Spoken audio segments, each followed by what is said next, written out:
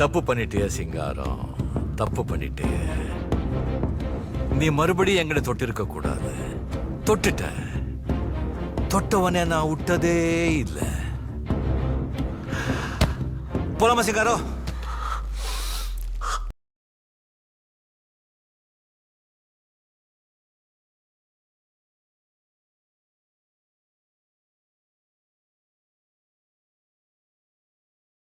நாராயணா, இந்த கொசு தொல்லை தாங்க முடியலடா. எங்க போனாலும் பின்தொடர்ந்தே வருது. மருந்தடிச்சு கொல்லுங்கடா.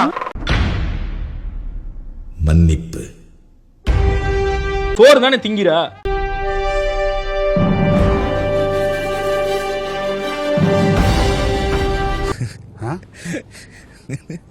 என்னப்பா என்ன பண்ற?